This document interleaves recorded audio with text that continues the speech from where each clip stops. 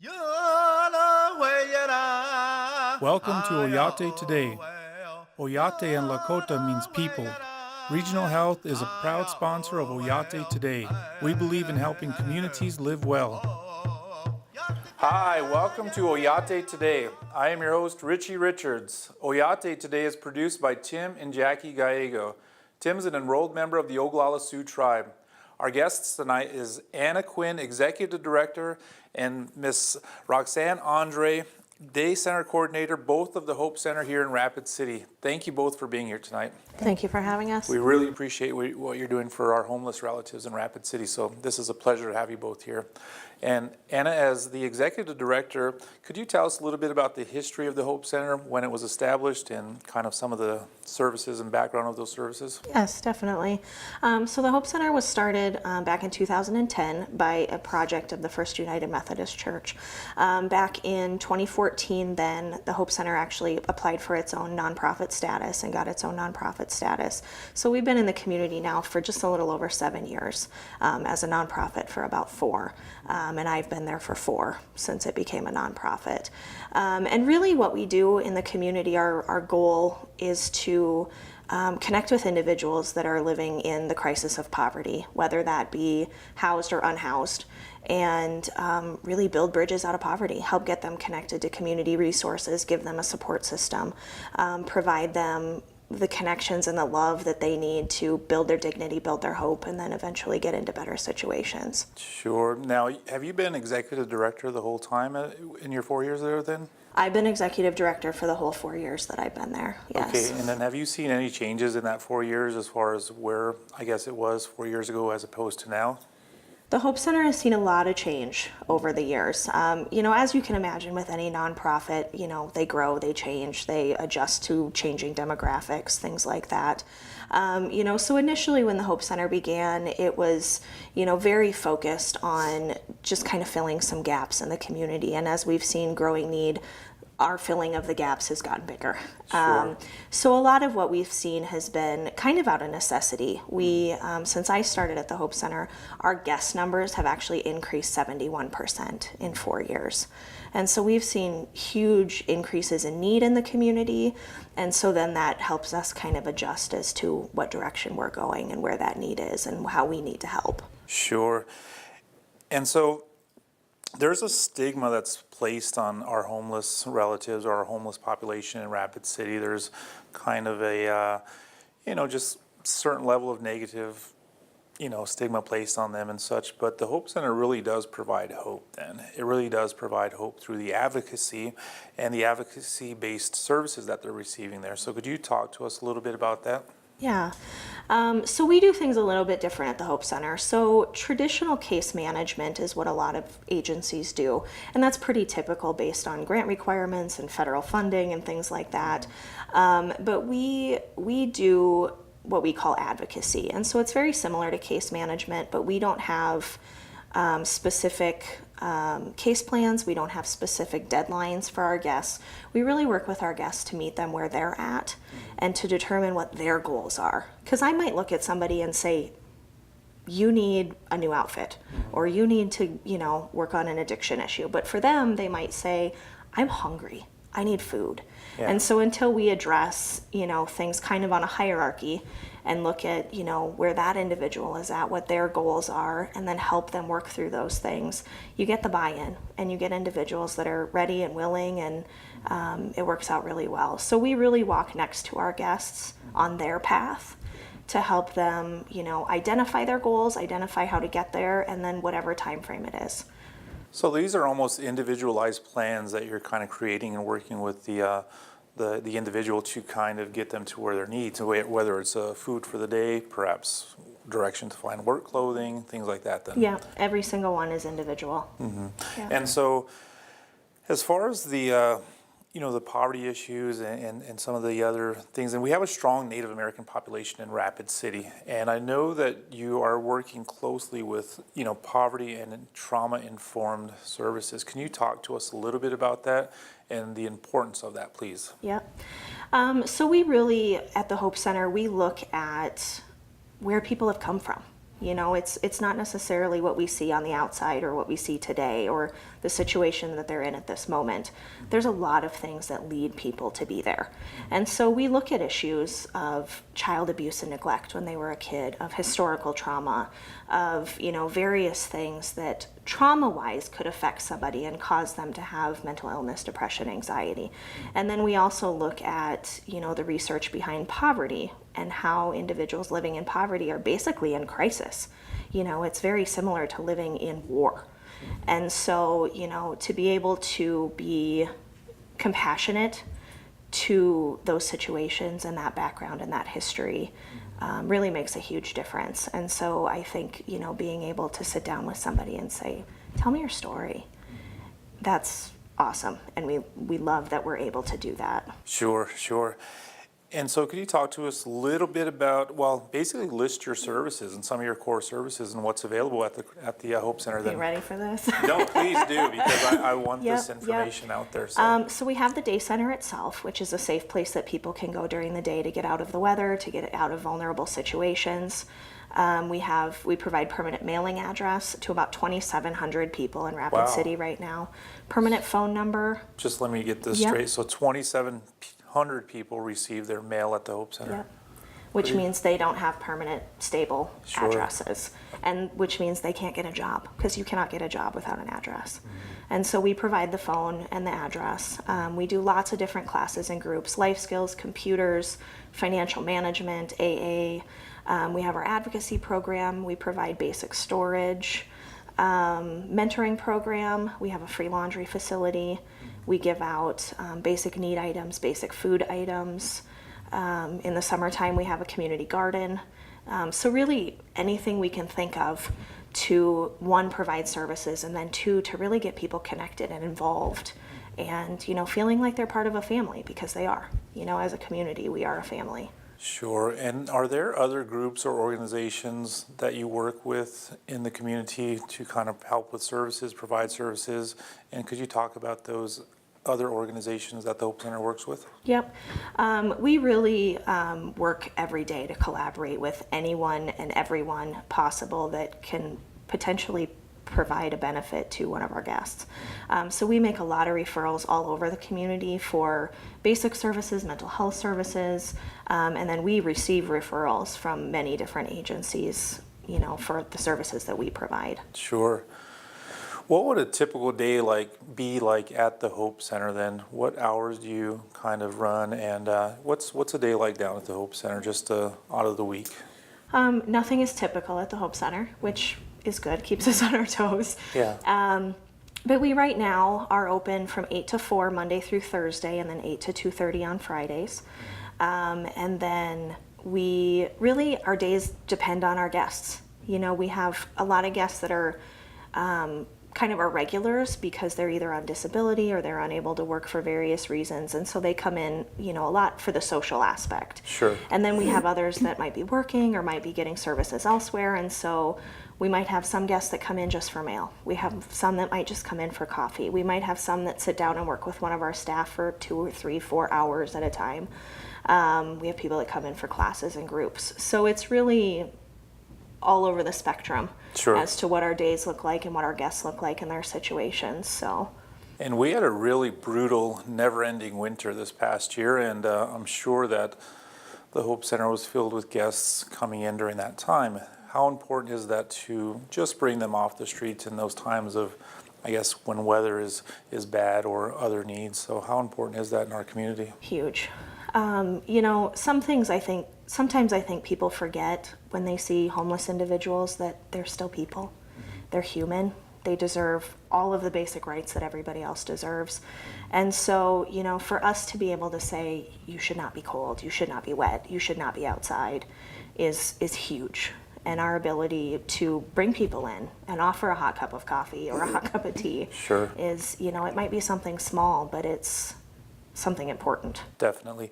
And I'm sure you accept donations then, other do. than monetary, just donations of blankets, clothing, food. And where would somebody who wants to donate bring those then? The Hope Center is located at 615 Kansas City Street, so right downtown. And we accept donations during our business hours. So if somebody's ever interested in donating money or supplies, they can just stop in, and one of our staff is always right at the front door, and they'll help you out and get you connected. So. All right, Anna. Roxanne, we're going to take a quick break. When we get back, we're going to talk to the Day Center Coordinator, Roxanne, when we get back from our break. We'll be back after a word from our sponsors. It was after his third open heart surgery.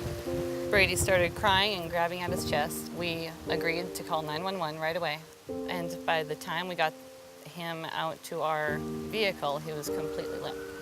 He was slumped in Mom's arms, got some oxygen on him right away, and he started to come around. We were pretty scared that we might have to relocate. Buffalo Regional really wanted us to stay here and not have to move to a bigger city. They've proven to us that they'll be here for Brady.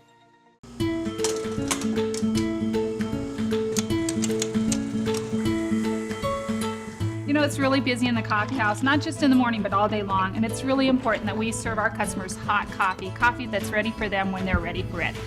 We get that, Michelle. And our team at Black Hills Energy will make sure you have the electricity you need to keep that Java nice and hot.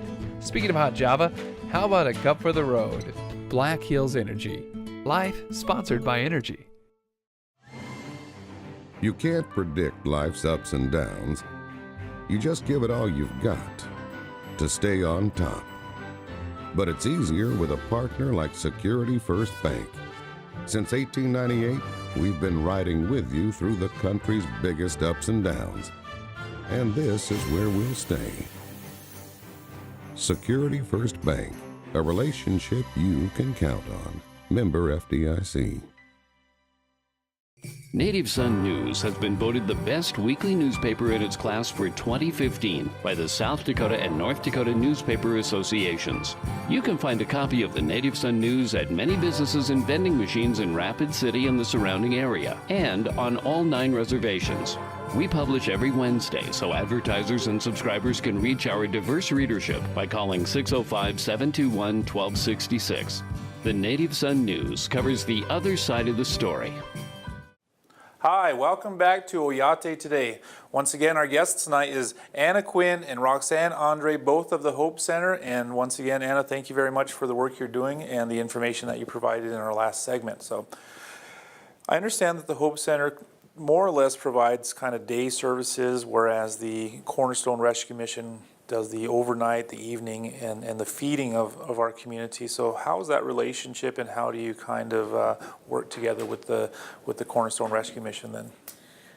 You know, in Rapid City, with the level of need that we have, you know, it's really important that Rapid has the 2 agencies that are really dedicated to working with individuals without homes.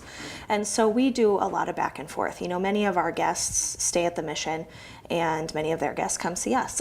And so, you know, we try to work very well in collaboration to make sure that we're getting guests moved in the best direction, and, you know, kind of collaborating those services, making sure we're not duplicating, and, you know, using resources the best possible. Yeah, that using of resources and not duplicating resources is important for kind of a community that Rapid City, like Rapid City, which is limited anyway, so that's true. And I understand you recently received a grant. Could you talk to me a little bit about that grant and share what that grant's about? Yes, we actually recently received 2 grants. Oh, cool. So we got a pretty substantial grant, $72,000 from the John T. Vakurovich Foundation. They have blessed us so much over the years. They've been a supporter of ours since day one. And so the money that they provided to us is really for our basic operating, to keep the doors open, to make sure that we can do what we do every day.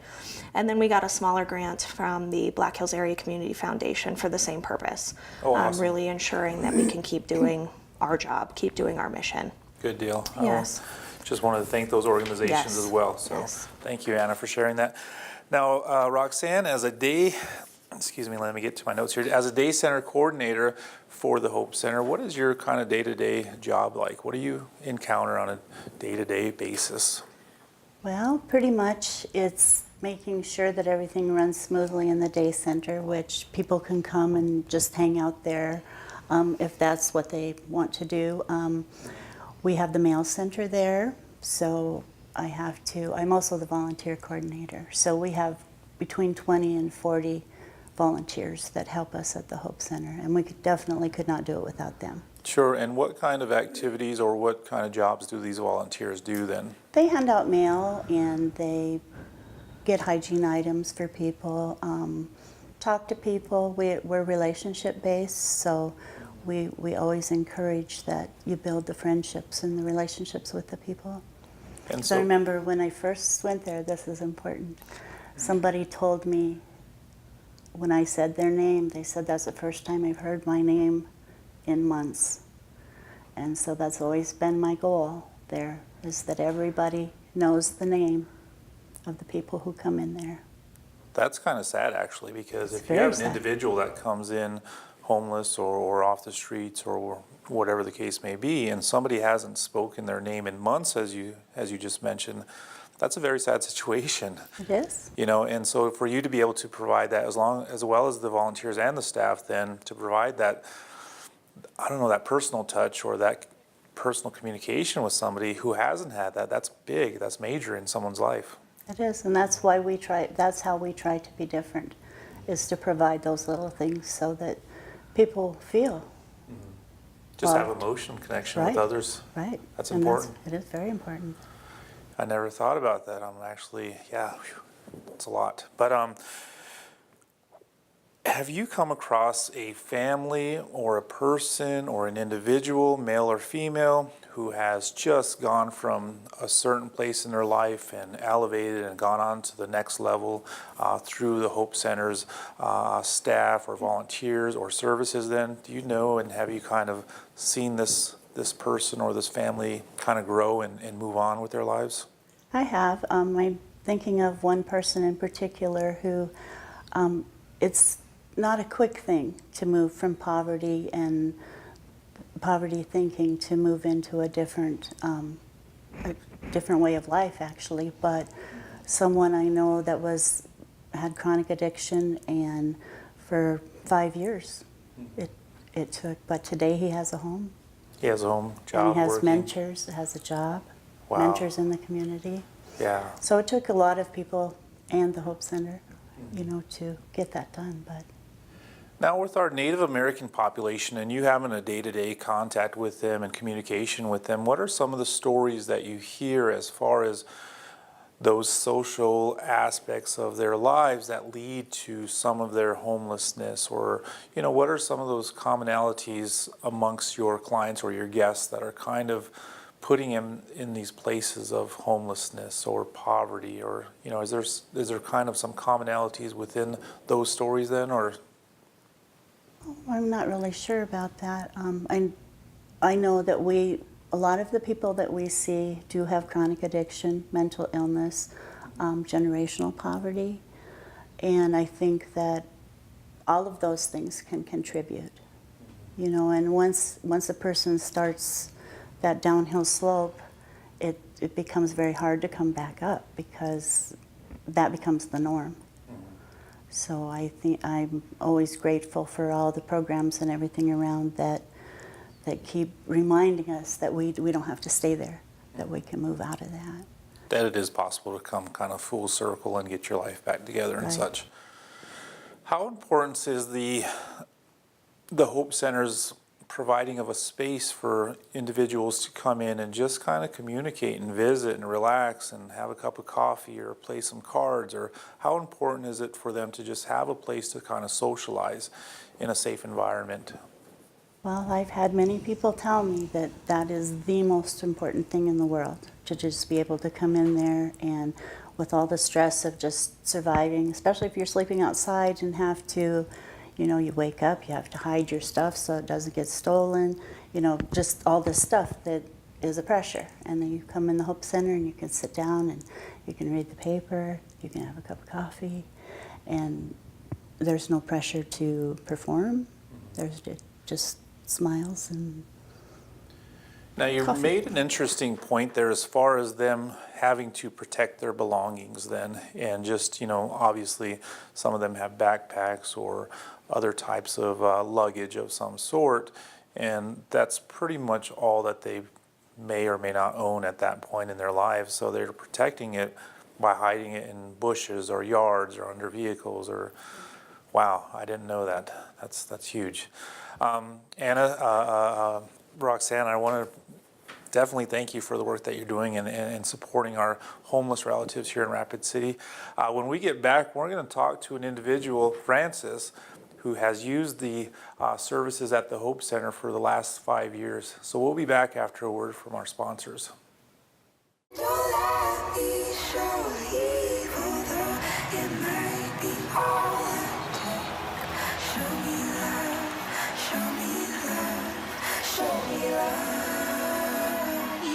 I got a crick in my neck, limp in my step, cramping in my muscles every time I try to flex.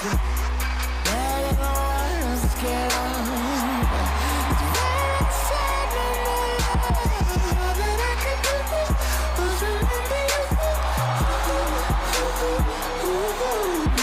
You know I usually say no, but if you throw me love, I'll throw you some more.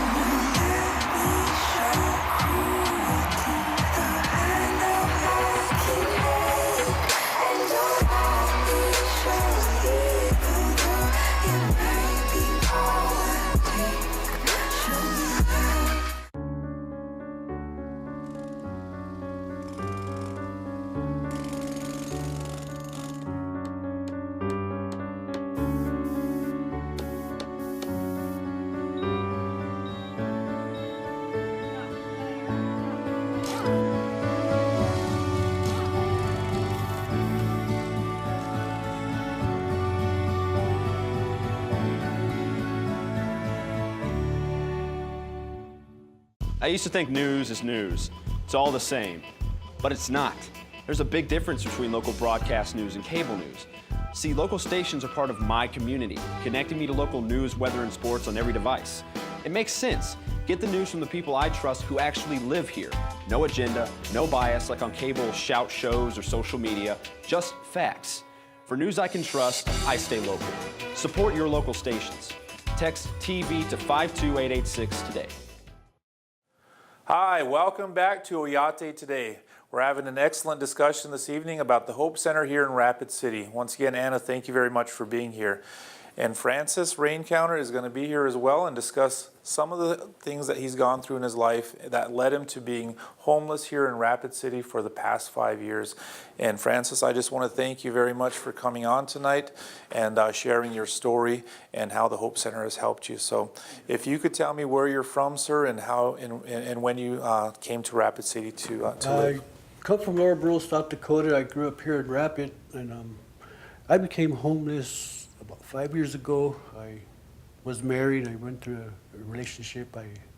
It didn't work out for me. I've raised 5 kids of my own, or 4 kids of my own.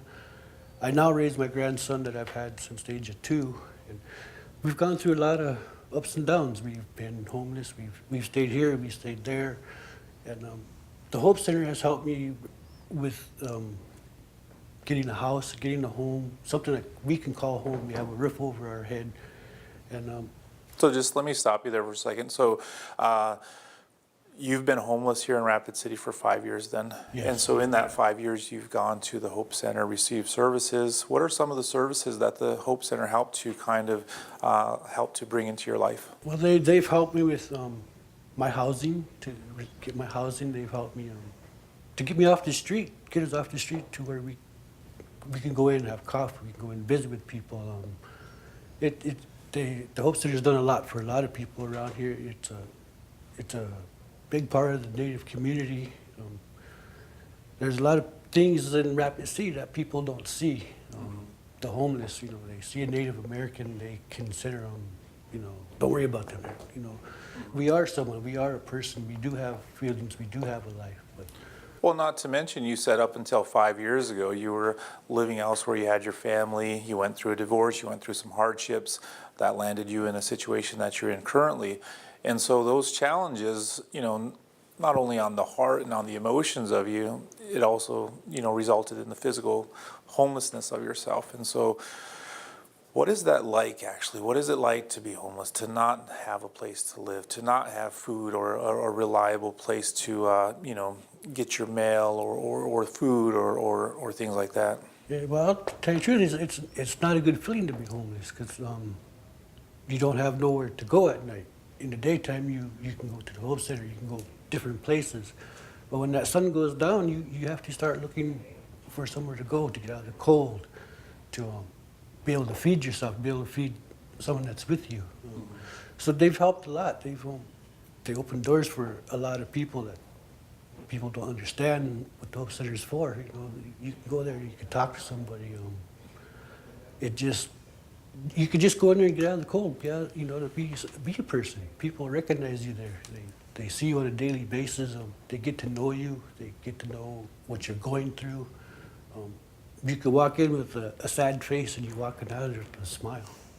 Well, speaking to Anna and Roxanne, they made me smile this evening based on the work they're doing and their kind personalities, so I can understand that. It's definitely a good thing to be able to walk in there in the morning and see all the staff. And they say good morning to you, and you see a smile. You give them a smile back. It's a place of. It's almost like being at home. You can walk in the door. You can have coffee. You can visit somebody. You got something on your mind or something's bothering you. There's people there that can help you. You could be someone on the street. You can sit there and conversate and work things out. Sure. And Francis, I understand that, through your hardships, through the past 5 years, through those ups and downs and those struggles of being homeless here in Rapid City, you've held on to your spirituality. And I understand you're going out to pick sage in preparation for Sundance. Is that true? Yes. I've been sundancing now for 16 years.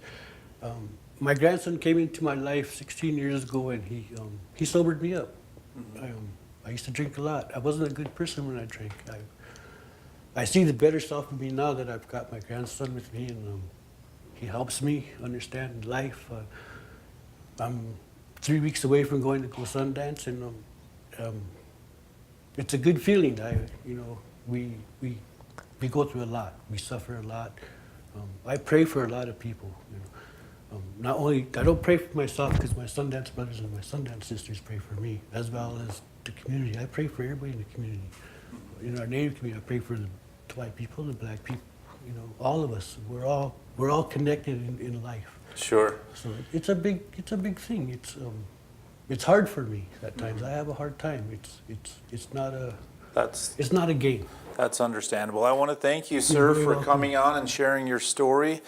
And I'll pray for you tonight, brother. I'm sure many in our community will tonight as well. So I want to thank you for coming on and sharing with that. And, you look like you're doing really well for yourself. So good luck at Sundance this year, sir. Anna, thank you very much as well. Thank Roxanne. I want to thank our producers. I want to thank our sponsors. I want to thank Prairie Edge for hosting our show tonight. And I want to thank you for making Oyate today a part of your night.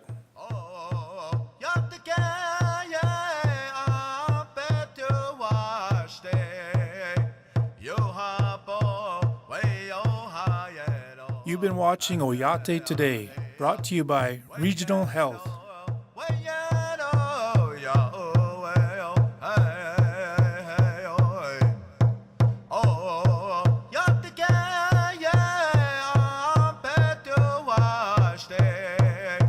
Yo,